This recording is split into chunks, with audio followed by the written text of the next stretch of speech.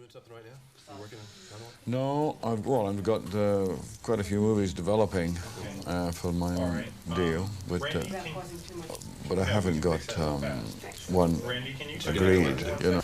High speed anytime. Good speed? Good speed, very good. Very good. All yours. Anytime. How do you judge a movie that you've completed on whether you had a good time, whether it was fulfilling, whether it was what you thought it would be, or what?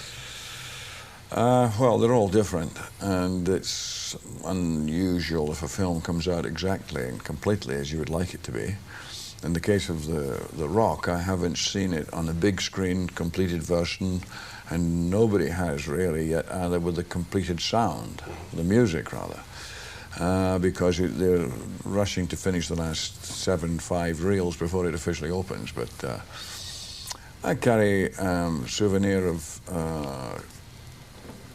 very frantic sort of in and out scheduling on the picture, because it couldn't have been foreseen, but in San Francisco at Alcatraz, you know, it's like Ireland, you get the 4 seasons in the day, and you start doing entrances and exits in a place that you can't complete even one, then you have to go to something else. And so and then more and more became necessary to shoot there. So they had to go back after we came back down here. So it was a little erratic. What's a good day for you on a movie set? When do you go home and say, that was good?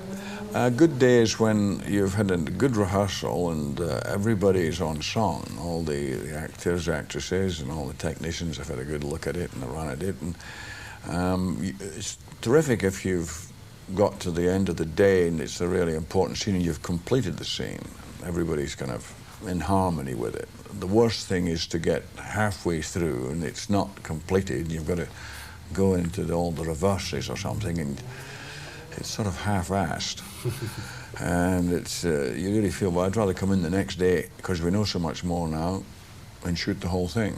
Sometimes that happens, of course. You're probably not a lot of fun to be around if they get you crabby. Me?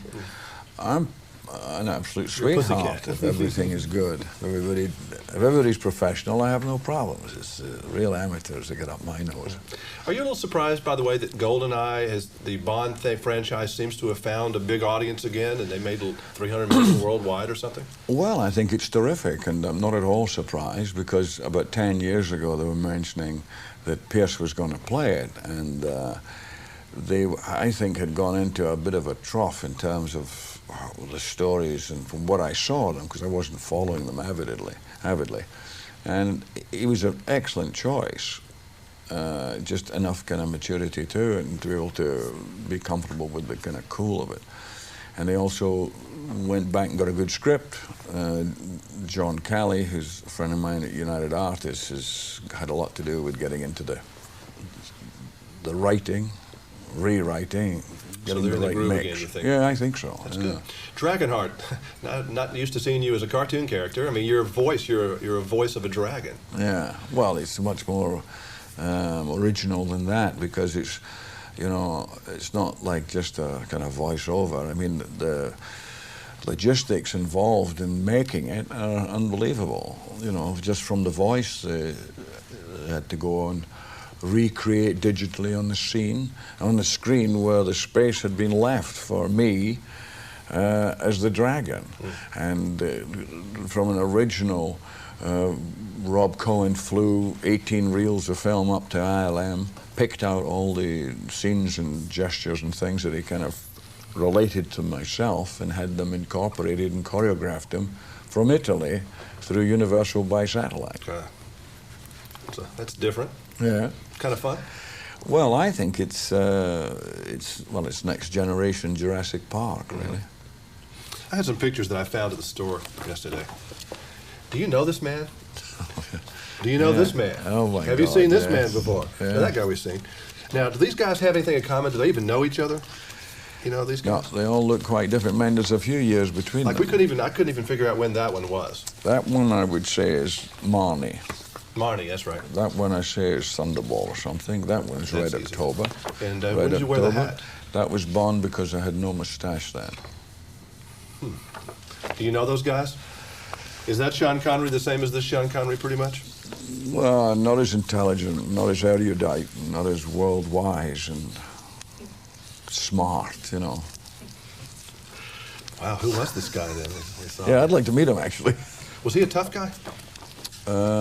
Mostly on himself, I think. Feisty? Not really. A pussycat, as you say. Oh, boy. Is trust easy for you? Well, no, but when it's given, there's no measure. You know, it's and the fingers got burned a few times with that. Are you a competitive man? Highly. And that shows itself mostly on the golf course or at the Yes, film I think camera? the golf reflects most of one's qualities or lack of them. You ever thrown your golf club? You ever lost it? You ever gotten really mad? Oh yes, I've been unable to get it down from the trees many times, but no longer. No, Because you're a pussycat? Yes, I'm a pussycat now. Yeah, believe that. Nice seeing you again. Thank you Great. very much. And thank you for the golf balls.